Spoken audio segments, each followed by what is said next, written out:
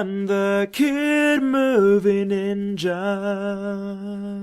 Hi, Internet! And welcome to Kid Movie Ninja with your hosts Fighting Leaf and Husky the Wolf.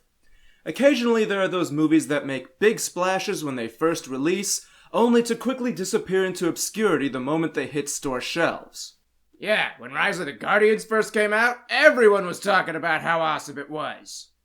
And boy, have I got a fistful of notes for you guys today on this intro, so let's not waste any more time.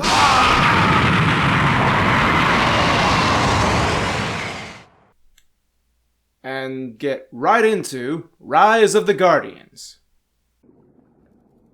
Darkness. That's the first thing I remember. Wow, 40 seconds in and this is already the second artsiest movie we've reviewed. This is Jack Frost, as in the guy responsible for making Winter Cold and stuff, voiced by Chris Pine. He was apparently born from a frozen lake when the moon made him into what he is. He has no memory of what he was before, only that his name is Jack Frost. I'm already starting to see hints of why this movie fell off the radar. Why I was there and what I was meant to do. That I've never known. And a part of me wonders if I ever will. Spoilers, he does. So he finds a big stick and discovers that it gives him ice powers or something. The problem is that no one can see him or interact with him. Not exactly ideal for having a social life. We skip ahead 300 years where we see an extremely Russian interpretation of Santa Claus voiced by Alec Baldwin. Playtime with his ice-sculpted Hot Wheels set is interrupted by a Yeti who tells him bad stuff is happening. Why are you always under booth? Oh my crap. Big Russian swashbuckling Santa Claus? Best Santa ever! Apparently something is going amiss with the giant globe thing Santa has, and... well, there's your problem right there. You might want to invest in a glamour flush there, Santa. You seem to be building up pure evil in the system. That right there was the Boogeyman, Pitch Black, voiced by Jude Law. Santa takes this as a reason to assemble the Avengers. I mean, unite the Guardians. Tooth Fairy, voiced by Isla Fisher. Look how she flossed! Sandman, voiced by no one. Easter Bunny, voiced by Hugh Jackman. Oh, it's freezing. I've just always wanted to do that. That was awesome! These are the Guardians, protectors of children's hopes and dreams the world over. Right here's an example why this movie has earned its cult following. These characters are not portrayed as hyper-idealized. They bicker and argue and feel like real people who do things that feel natural. Well, natural for dudes with really thick accents, but still. It's at this point when the Sandman directs everyone's attention to the moon, which Santa, usually referred to as North in this tale, calls the Man in the Moon. The Moon Man says in his own cryptic way that whatever's coming is gonna be so big and bad that they need a new Guardian to help them. And who's this new Guardian? Sure enough, it's Jack Frost, and the Easter Bunny, here named Bunnymund, is none too pleased with that. Freddy's an irresponsible, selfish Guardian. Jack Frost is many things, but he is not a guardian. Let's review, shall we? We have a young man born without memories and gifted with incredible power. We have a team of superheroes who need an extra member to fight a big bad. But the guy they've chosen is an irresponsible thrill-seeker with no purpose or direction in his life. Okay, cue the troublemaking montage, you know you want to. This kid is Jamie Bennett, voiced by Dakota Goyo, and he's basically Dib from Invader Zim, only less crazy. It says here that they found Bigfoot hair samples and DNA in Michigan! Well, a little less. Anyway, Jack throws him around busy streets, nearly killing him several times before making him crash into a thing and hit by a sofa. Our new Guardian! The problem here seems to be that no one believes in Jack Frost, and he gets so frequently overshadowed by the other, more famous... Guardians. Jack's not technically a Guardian, so I don't really know what to call him. This leads to his existential angst, which he brings up to the moon once more. But the moon don't say nothing to him. Anyway, he sees the Sandman doing his handiwork, knocking people out with sand and giving them dreams and stuff, but suddenly Pitch shows up to turn him into nightmares. I want you to go tell the others. The wait is over. That's right. It's time to get spooky. Spooky, scary skeletons.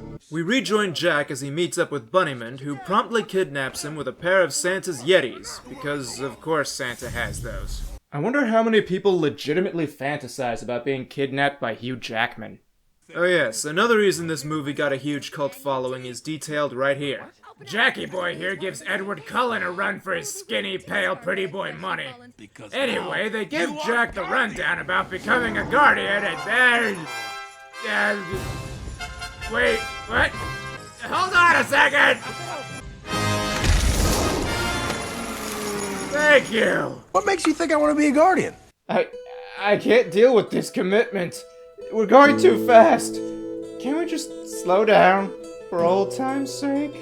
I am so glad we have a small following, otherwise you'd be encouraging our viewers to be very creepy with their fanfics.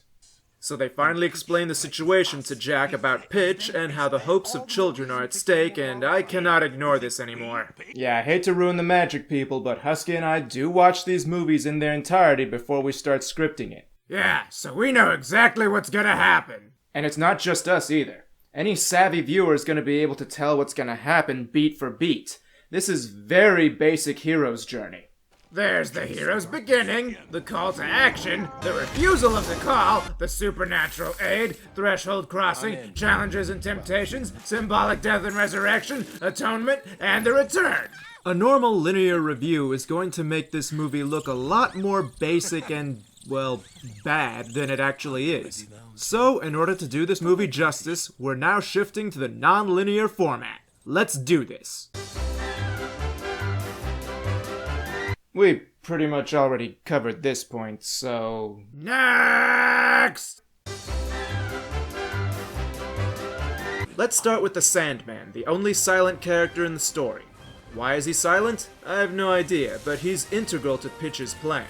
There really isn't a lot that can be said about his character other than his powers revolve around sleep and sweet dreams, but Pitch found a way to corrupt his sleeping sands to create nightmares, which are actual horses.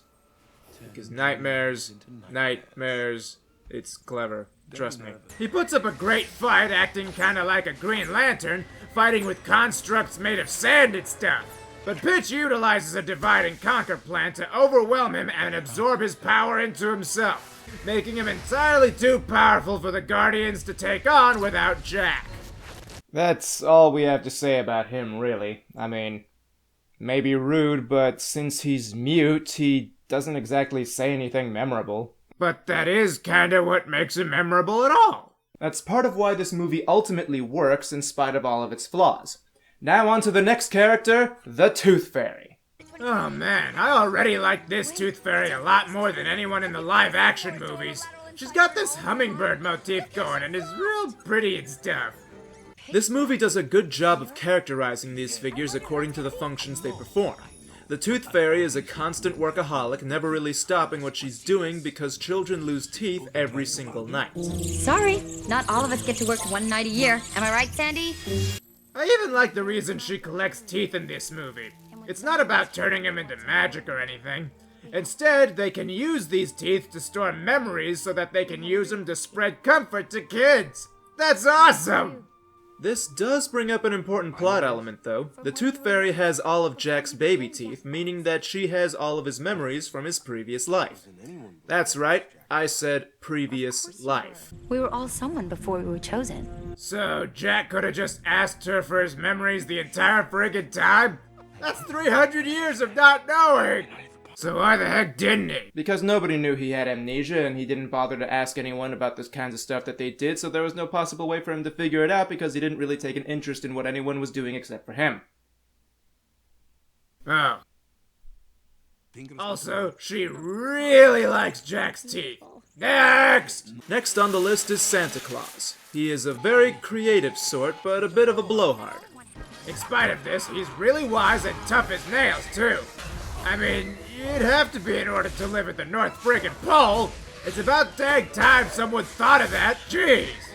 I've said it before and I'll say it again, this movie does a great job of making him both jolly and human at the same time. His high energy levels allow for both virtues and vices, making him feel like a very complete sort of character. Heck, with the use of a Matryoshka doll, he pretty much spells that out himself. You are downright jolly. I am also mysterious and fearless. He doesn't do this for no reason, though. He's trying to help Jack figure out his center, what it is about him that brings joy to children so that he can be a better guardian. Santa's center is wonder, which he expresses via giving mysterious gifts to children in a miraculous way. And that is why Santa Claus is the second greatest ninja who ever lived.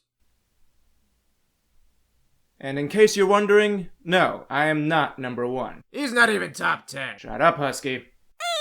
All in all, a right jolly old elf, but one you do not want to mess with. Next! Now it's time to look at Hugh Jackman's Easter Bunny.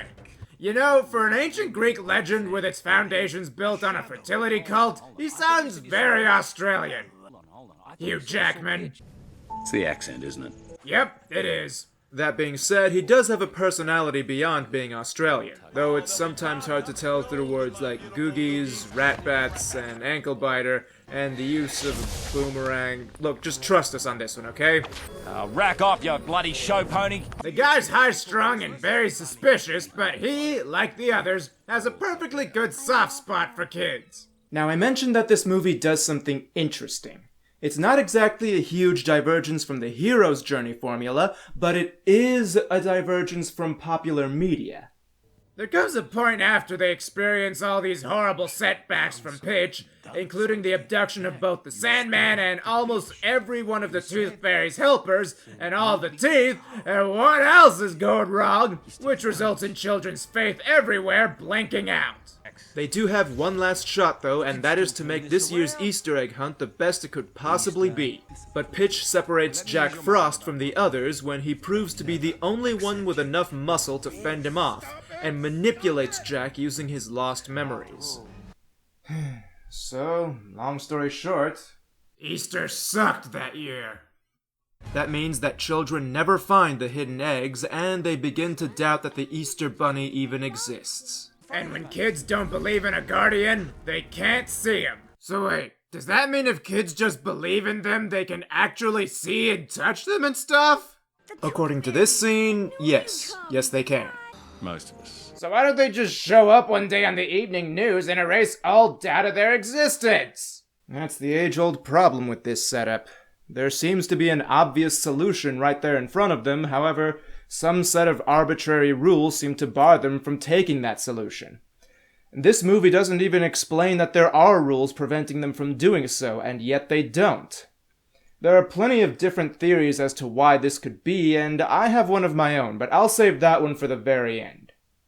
Back on task, the loss of Easter this year has an odd effect on Bunnyman. Aw, he's so cute.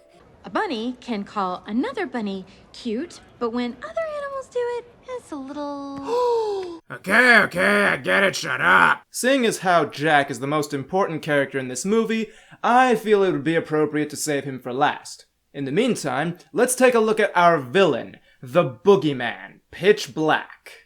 Pitch had been defeated before in the nebulous Dark Ages, a time when fear was rampant and hope was desperately needed. This resulted in the world apparently no longer believing in him. Which is bull, because we use tales of the Boogeyman to scare children to this day. Yeah, like Jerry J. Is that why he's been laying bear traps around my bed recently? Maybe. Other than that, though, he's got a very basic agenda. Capture Sandy to make himself more powerful, tempt Jack to the dark side, and generally tries to get his old title back by being evil and stuff. When put next to the other main Guardians, he's not really super interesting, no matter how much power he wields. Once again, the gaping flaw in this movie rears its ugly head. It's way too predictable and way too formulaic, and that comes from having a formulaic and predictable villain. The fact that he's competent and doesn't have any huge holes in his plan doesn't make up for that. Even so, there is something to be said for the power of fear to destroy hope. That's pretty much what the Guardians here represent. Childlike hope and wonder. They're not in this to be famous or to keep kids in line. They do what they do in order to teach children to be hopeful people as adults. Fear kills hope by fostering doubt. Maybe the world isn't such a safe place. Maybe there's something waiting for me under my bed. Maybe that wonderful thing I'm looking forward to doesn't really exist. As a living personification of fear, I think they could have done better. But if it were too intense, then parents might not want children to watch this movie in the first place. Speaking of children, remember Jamie from earlier? Well, he's important too. He's that kid who believes in pretty much everything ever and likes to study up on as much lore as possible. Nerd! I like the way this character is handled. Most Hollywood films would have made him the central character because he's supposedly relatable to the target audience. This movie doesn't fall for that. It knows that we didn't come here to see some stupid normal kid, much like we don't watch the Transformers for the squishy humans. Nevertheless, he has an important part to play as the last believing child in the world at one point. Another point that bugs me about this plan is just how extremely efficient it is. I mean, yeah, I know he has the power of the Sandman on his side, but 3 days to extinguish almost every light? That's the equivalent of turning every child on the planet into a non-believer in mere days. But Jamie struggles to hold on to belief and eventually uses that to help save the day. But not without help. Time to look at the last character on our roster. That chilled out pretty boy Jack Frost.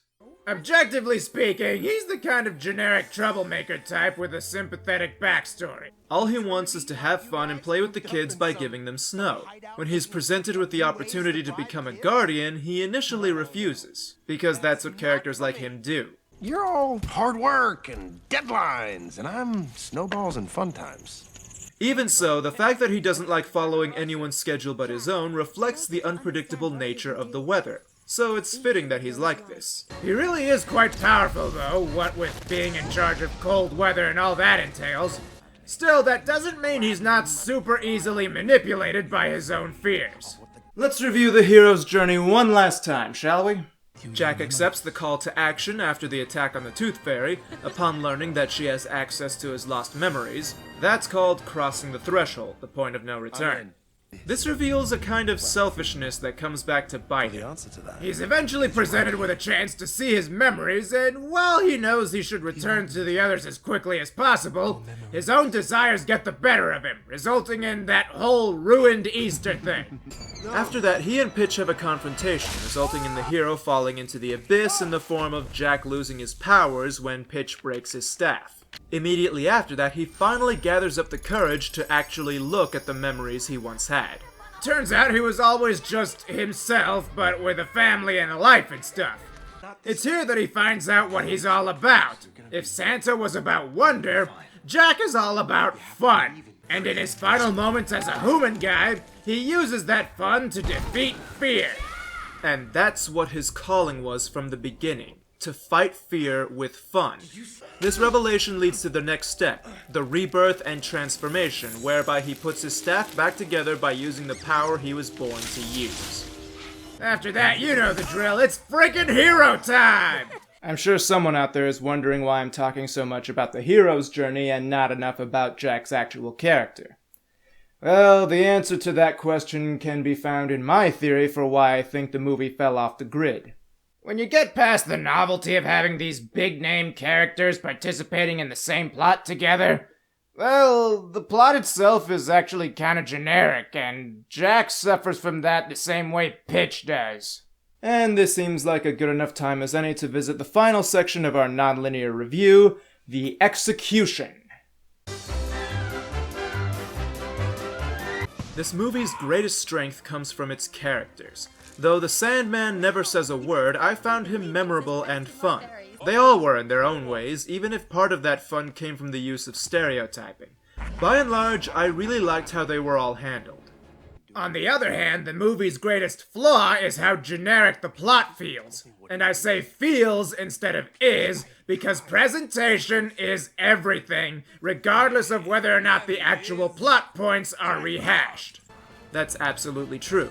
While neither were bad characters and both had their fun moments, Jack and Pitch didn't really bring anything fresh to the hero's journey formula they were so clearly using.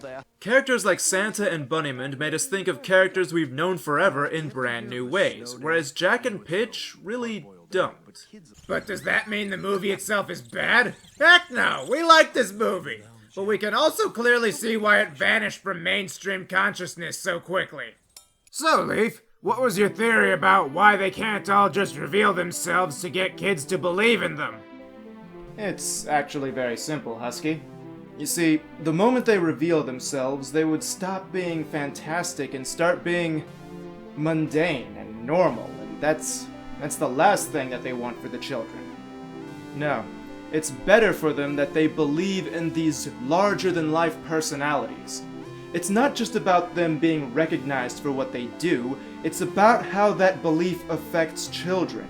And if they believe in something that's completely easy to believe in, well, that doesn't have the effect that they're looking for. That's beautiful. Now, if you'll excuse me, we need to go find someone and knock their teeth out. We're kind of running low on funds this week. When are we not? Oh my gosh, where's the chair? Everything is ruined!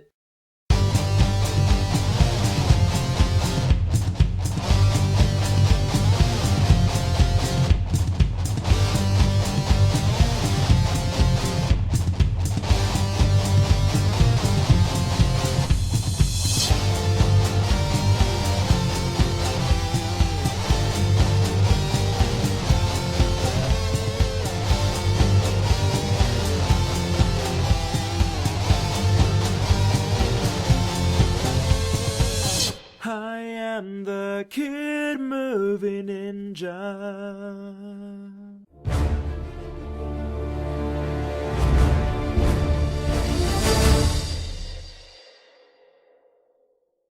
This is a Patreon shout to Craig Palmer, Steve Sharp, and Jordan Mathis. Check out Steve Sharp's music at Sharp Rain Music at his YouTube channel in the link in the description because he is awesome. Also check the description to see how you can become a patron today. See you later!